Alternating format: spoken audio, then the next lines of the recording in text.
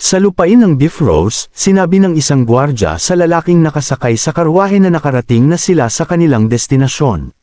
Sinabi niya sa binata sa karwahe na inutusan silang maghintay dito hanggang may dumating na susando sa kanila. Ang lalaking ito ay si Plone Pereda, ang tagapagmana ng lupain ng Pereda. Habang nakatayo siya sa karwahe, napansin ni Plone ang isang kakaibang bagay. Nakita niya ang isang lalaking nakasuot ng baluti, naglalakbay ng mag-isa, na may balabal na tumatakip sa kanyang hitsura. Gayunpaman, napagtanto niya na ito ay si Logan McClane. Nang makita ito, naisip niya kung paano hindi siya makapaniwala na nagawa ng mga McClane na sakupin ng Sylvan Barony. At nagtaka kung bakit ito nag-iisang dumating, walang mga gwardya. Pagkatapos ay napagpasyahan niya na marahil ay malaki ang kanilang nawala sa digmaan laban sa mga Sylvan. At iyon ang dahilan kung bakit nag-iisa siya. Habang nakatingin kay Logan, naisip pa niya na kung hindi dahil sa Bifrost. Sila, ang Barony ng Pereda, ay madaling kukunin ng kanilang mga ulo. Gustong magsimula ng alitan, bumaba si Plone mula sa kanyang karwahe. At nagtanong kung bakit siya tinatrato kagaya ng pagtrato sa isang walang kwentang tao. Sinubukan ng isang gwardya na mamagitan, sinusubukang patahimikin si Plone, ngunit hindi niya ito pinansin. Sinasabi na hindi naman siya maririnig ni Logan. Sinabi niya na kung hindi dahil sa Bifrost ang McClane ay luluhod. Magmamakaawa sa kanya na iligtas ang kanilang mga buhay. Lumapit si Plone kay Logan, nagpakilala, sinasabing siya si Plone Pereda.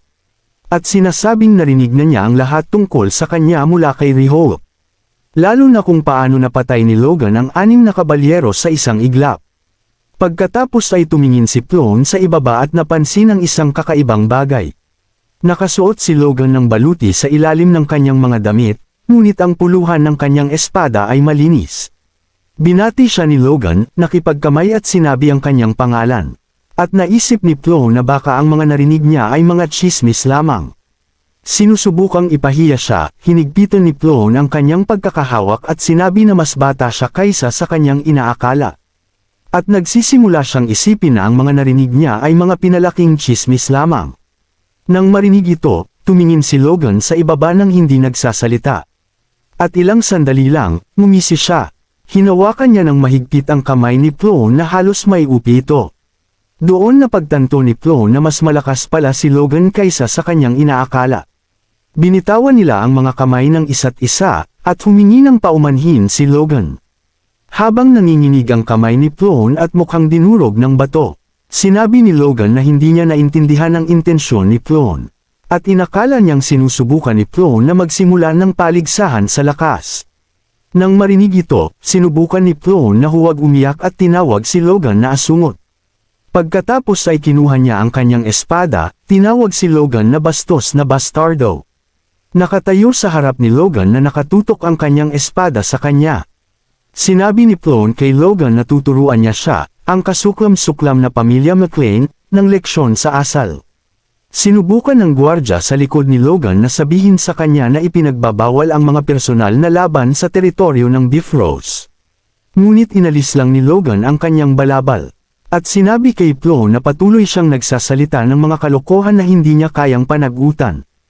Pagkatapos ay sinabi niya kay Plone na dahil siya ay tagapagmana ng isang teritoryo, dapat niyang malaman ang kanyang lugar, at huwag magsimula ng laban na parang isang maliit na spoiled na bata. Nang marinig ito, nagalit si Plone, handa nang atakihin si Logan. Pagkatapos ay nagbigay siya ng utos sa kanyang mga kabalyero na atakihin si Logan. Sinasabi kay Logan na huwag niyang subukang insultuhan siya ng ganito. Nang makita ito, naghanda si Logan. Inilabas niya ang kanyang aura, at dumaan sa bawat gwardya ni Plone sa isang iglap. Napunta sa likod nila ng walang galos. Lumilitaw na nagawa niyang basagin ang lahat ng kanilang espada gamit ang kanyang mga kamay. Hawak ni Logan ang kanyang espada sa leeg ni Plone. Habang iniisip ni Plone na wala siyang naramdamang force mula kay Logan. Na nangangahulugang nagawa niya iyon gamit lamang ang lakas ng kanyang espada. Habang nakatingin sa espada ni Logan, naisip ni Plone na wala rin siyang naramdamang kapangyarihan ng mahika.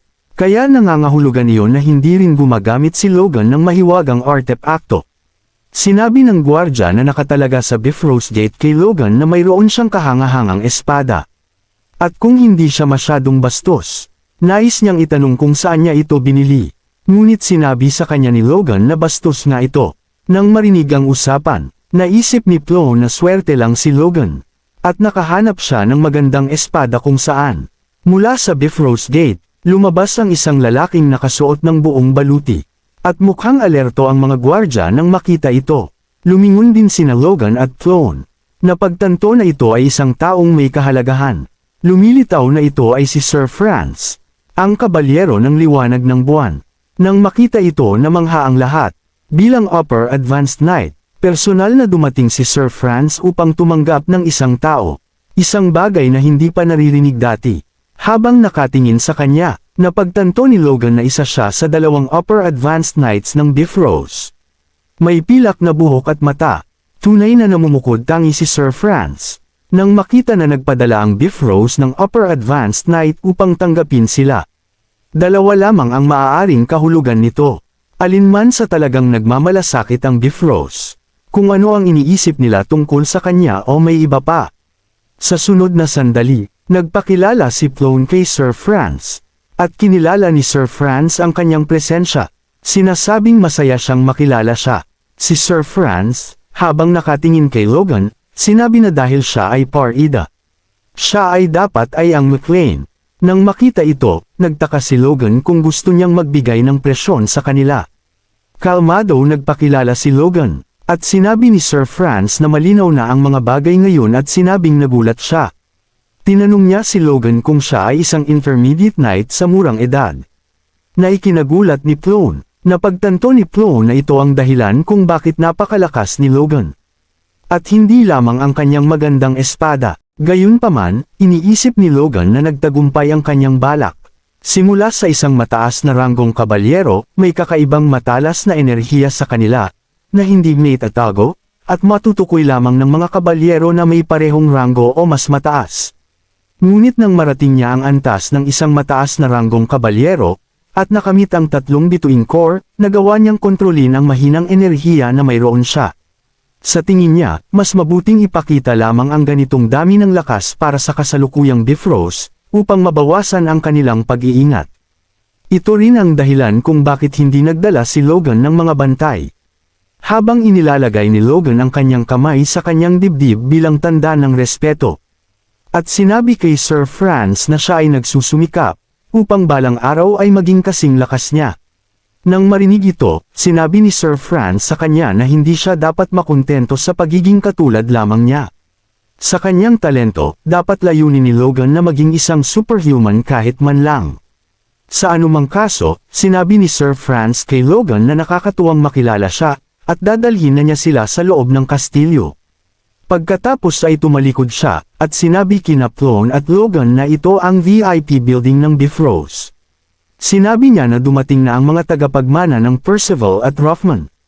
Kaya hiniling niya sa kanila na maghintay dito at magpahinga hanggang sa party mamayang gabi, na sinangayunan ni Plone at Logan. Pagkaalis ni Sir Franz, muling sinubukang kutsain ni Plone si Logan, sinasabing walang paraan na ang isang taong dumating ng walang mga alipin ay magkakaroon ng damit para sa isang party, at tinanong siya kung gusto ni Logan na humiram ng ilang pijama mula sa kanya. Gayunpaman, hindi pinansin ni Logan si Plone, at tinanong lamang ang alipin kung nasaan ang kanyang silid, at sinabi ng alipin na ihahatid niya siya. Nang makita ang nangyari, naisip ni Logan na nahulaan na niya ito nang pinangunahan niya ang kanyang mga kabalyero upang lumaban sa kabila ng babala na huwag gawin ito. Ngunit talagang hindi naiintindihan ni Plone ang kanyang sitwasyon, at kung iyon ang antas ng tagapagmana at mga kabalyero ng Perita, hindi magiging mahirap ang pagsakop sa kanila. Habang nangyayari ito, lalong nagagalit si Plone. Tumangala si Logan sa gusali, at inalala ang sinabi ni Plone tungkol sa mga damit ng party, iniisip na hindi niya balak haborin ang kanyang baluti sa lugar na ito. Tumangala siya, at naisip na ito ang lupang nawala ng kanyang mga ninuno. Kaya, hindi niya dapat pabayaan ang kanyang bantay, dahil hindi niya alam kung ano ang maaaring mangyari. Sunod, nakatayo si Logan sa harap ni Lord Bifrost, na nagsabi kay Logan na alisin agad ang kanyang espada. Si Logan, muling inilagay ang kanyang kamay sa kanyang dibdib, yumuko. At sinabi kay Bifrost na siya, anak ni McLean, ay nagpaparangal na batiin ang pinuno ng mga lupaing ito, at binabati si Bifrost ng maligayang kaarawan.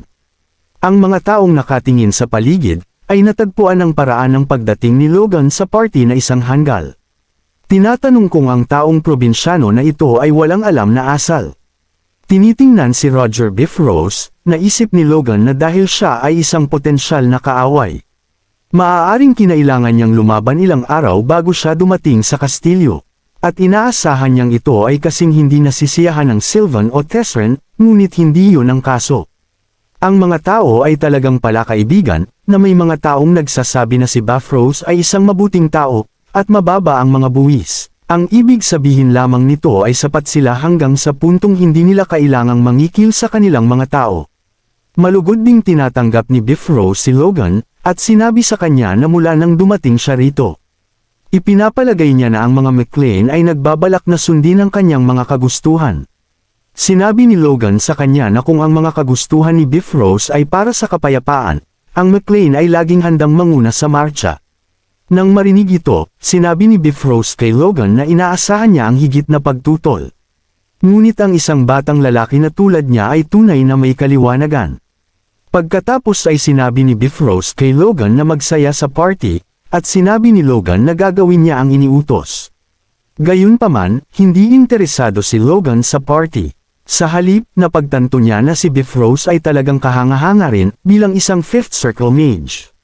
May isang chismis mula sa nakaraang buhay ni Logan na si Count Bifrost ay nagpakita ng hindi kapani-paniwalang kasanayan sa pakikipaglaban. Si Bifrost ay nasa panig ng pangalawang prinsipe na natalo, kaya hindi masyadong binigyang pansin ni Logan. Ngunit ang katotohanan na siya ay nasa Fifth Circle ay totoo. Ang isang Fifth Circle mage ay itinuturing na kapantay ng isang Advanced Knight, lalo na sa digmaan. Kapag ang kapangyarihang iyon ay lumampas sa individual na labanan, ito ay itinuturing na mas nakakatakot pa. Iniisip ni Logan na mayroon din siyang dalawang Advanced Knights, ngunit ang kanyang pag-iisip ay naputol. Sinabi ng tauhan ni Bifrost na nais magbigay ng talumpati ang Count.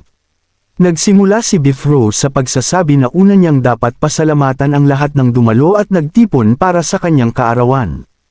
Ang kaarawan ng isang taong hindi pa rin sapat tulad niya, pati na rin sa isang taong hindi mismo dumalo sa party, at bumati din sa kanya, ang pangalawang prinsipe, sa pagbibigay sa kanya ng regalo.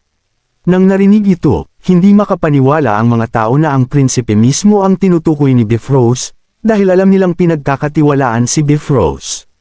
Ngunit ang pagiging malapit ng ganoon ay nakakabigla. Nagpatuloy si Bifrost sa pagsasabi na sa mahabang panahon, ang mga maharlika ng Timog Kanluran ay gumugol ng kanilang oras na nakakalat. Hindi tulad ng ibang mga rehiyon. At nang marinig ito, iniisip ni Logan na maaaring sinasabi niya ang parehong bagay tulad ng sa kanyang mensahe. Itinaas ni Bifrost ang kanyang kamay, at sinabi na oras na upang itabi ang kanilang mga walang saysay na tradisyon at kaugalian. At magsama-sama bilang isa, ayon sa kagustuhan ng kanilang kamahalan.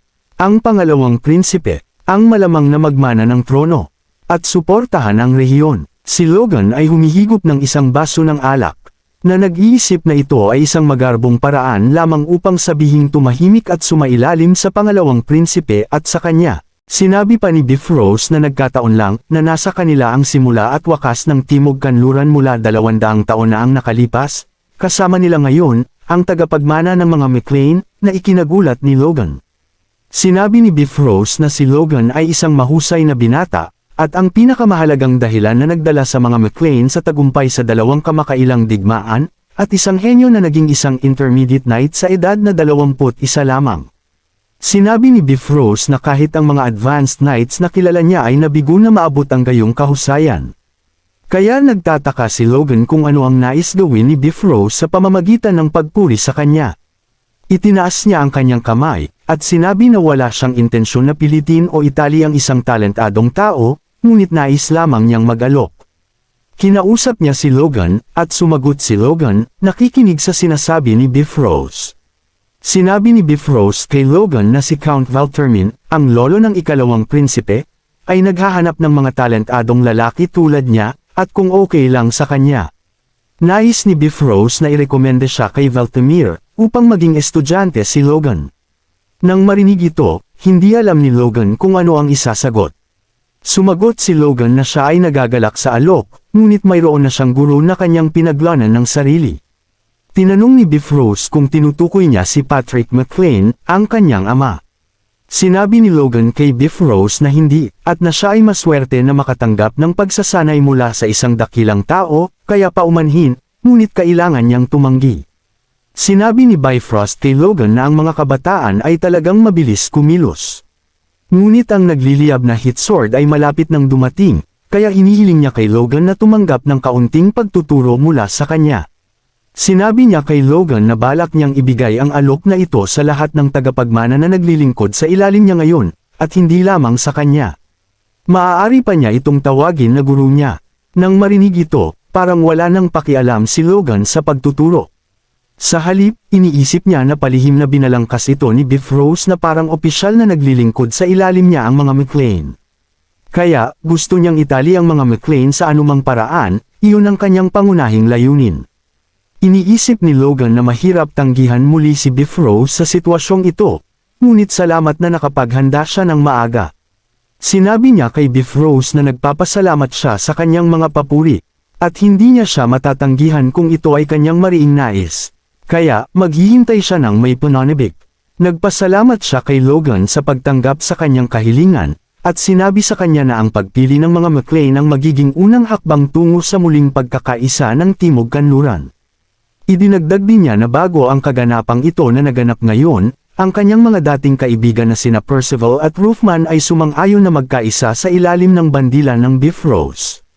Bilang pasasalamat sa kanilang matinding katapatan, balak niyang personal na bigyan ang mga tagapagmanang iyon ng isang bagay. Habang sinasabi niya iyon, may ilang mga basel na nagdala sa silid ng isang mesa kung saan may dalawang bagay. Ang mga bagay na ito ay tila dalawang artifact, isang espada at isang martilyo. Ang mga artifact ay mga mahiwagang kagamitan na naglalaman o sa pangkalahatan, isang kagamitan na maaaring gamitin upang gumawa ng mga mahiwagang bagay. Maaari silang lagyan ng mahiwagang kapangyarihan, upang magkaroon sila ng mga mahiwagang katangian na halos permanente. At tila ang mga artifact na ito na ginawa ng mga mage na tinatawag na Department of Wizards ay mas maraming gamit kaysa sa mga Circle Mage. Dahil doon, ang mga artifact ay tinutukoy sa mga klase, batay sa mahika na kanilang taglay. Nang makita ang mga artifact na ito, iniisip ni Logan na syempre, ang count ay dapat magbigay ng hindi bababa sa 100 milyong ginto na halaga dahil sa kanyang katayuan. Gaya ng inaasahan sa collector ng kayamanan. Ngunit ang kanilang mga presyo ay hindi makatwiran. Pero ang kanilang mga presyo ay nakakabaliw. Kahit ang isa sa mga mas murang materyales na ginamit ay teal mithril. At para hindi masayang ang materyal, karaniwan ay may salamangka na hindi bababa sa 3 klase. At para makagawa ng isang artifact ng 3 klase, kailangan mo ng isang mage na gifted, 2 klase ang taas. Kaya hindi nakapagtataka na ang mga presyo ay tumaas ng ganoon. Dahil dito, nagtataka si Logan kung talagang ibibigay ni Bifrost ang ganoong bagay bilang regalo. Habang iniisip niya iyon, sinabi ni Bifrost kay Ramon Percival at Eric Roofman na lumabas sa karamihan. Tinanong niya sila kung manunumpa sila ng katapatan sa kanya. Lumuhad ang dalawa sa harap ni Bifrost. Sinabi ng tagapagmana ng Percival na dahil kinakatawan niya ang pamilya Percival, manunumpa siya ng katapatan sa kanya, at gayon din ang ginawa ng tagapagmana ng Roofman. Habang umiinom si Logan ng kaunting alak, sinabi ni Count Bifrost na tatanggapin niya ang mga panunumpa na iyon. Kaya, ipagkakaloob niya kay Ramon Percival ang espada ng Lambton at kay Eric Roofman ang martilyo ng Charkson. Nang marinig ito, sinabi nila na sila ay pinarangalan. Nagpatuloy si Count Bifrost, sinabi niya na hindi siya kuripot sa kanyang pasasalamat, at ang mga naglilingkod sa ilalim niya ay bibigyan ng angkop na pasasalamat. Habang sinasabi niya ito, nakatingin siya kay Logan, kaya ibinaba ni Logan ang kanyang baso. Ilang segundo ang lumipas, lumitaw ang tagapagmana ng parade mula sa korona, lasing na lasing, at tinanong ang Count kung hindi ba mas maganda ang espada ni Logan. Natapon niya ang alak, at sinabi iyon sa kanya. At tinanong ang lahat kung hindi ba nila iniisip ang pareho. Habang nakatingin si Biff Rose sa kanya, galit sa nangyayari, sinabi ni Pereda na sa tingin niya ay mas maganda ang espada ni Logan. Habang sinusubukan siyang alisin ng isang lingkod, sinasabi na lasing si Pereda, ininsulto niya pa ang Count. Sinabi niya na hindi niya makilala ang tunay na talento. Nakita ang nangyari, tumingin si Logan kay Pereda, tinawag siyang tanga, at naisip sa sarili na naghukay siya ng sarili niyang libingan. Iniisip ni Logan na ang espadang ginawa ni Hamar, na pinangalan ng Lux, na nangangahulugang takip silim o pag-asa sa mga sinaunang salita, ay tiyak na may lakas na katumbas ng karamihan sa mga artifact. Iniisip niya na isang dalubhasang panday na dwarf ang gumawa nito upang umangkop sa kanya partikular. Kaya ito ay isang obra maestra na puno ng kaluluwa. Iniisip ni Logan na hindi mahirap kumuha ng tamang bagay mula sa mga dwarf. Ngunit tila hindi ito naiintindihan ng mga sakam na maharlika. Iniisip niya na sa pinakamalalang sitwasyon, kung hindi magtagumpay ang kanyang mga plano, at pinipilit siya ni Count Biff Rose. Balak niyang gamitin ang espada para makipagnegosasyon o magpaliban ng oras. Pero ang lintik na parida na yun, bigla na lang sumulpot at sinira ang lahat. Nang marinig ang sinabi ni Parida, tinanong ni Count Bifrost si Logan kung talagang napakaganda ng kanyang espada. At sumagot si Logan na maswerte siyang nakakuha ng gawang dwarf. Sinabi ni Biff Rose na kung ang espada na yan ay talagang gawang dwarf, ang pagiging bihira nito ay sapat na para maituring na artepakto. Tumingin siya kay Logan, at tinanong kung pwede niyang suriin ang kanyang espada. Nang marinig ito, naisip ni Logan na kung ibibigay niya ang kanyang espada kay Biff Rose, hindi na niya ito makukuha pabalik.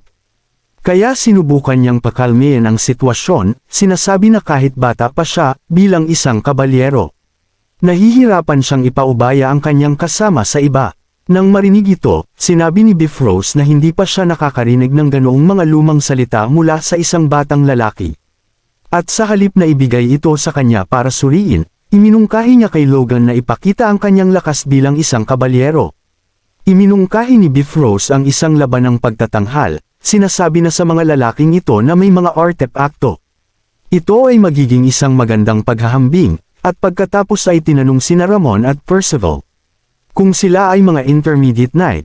Sumagot ang isa sa kanila na baka kulang pa siya, pero naging intermediate knight siya ilang taon na ang nakalipas. Nang marinig ito ni Biff Rose, sinabi niyang napagkasunduan na maglalaban sina Ramon at Logan. Hindi sa isang normal na laban dahil hindi ito magiging masaya, kaya dapat silang magtaya ng isang bagay. Kung manalo si Ramon, kukunin ni Biff Rose ang espadang gawang dwarf. Pero kung manalo si Logan, bibigyan niya siya ng isang angkop na artepakto. Pagkatapos ay tinanong niya si Logan kung ano ang masasabi niya tungkol dito. Sinabi niya kay Logan na bunutin ang kanyang espada kung sumasang-ayon siya. At ngumiti si Logan. Sinasabi na ang sitwasyong ito ay patungo sa isang direksyon na hindi niya inaasahan, pero walang dahilan para tumanggi siya. Pagkatapos ay binunot ni Logan ang kanyang espada, at sinabi kay Biff Rose na susundin niya ang kanyang utos.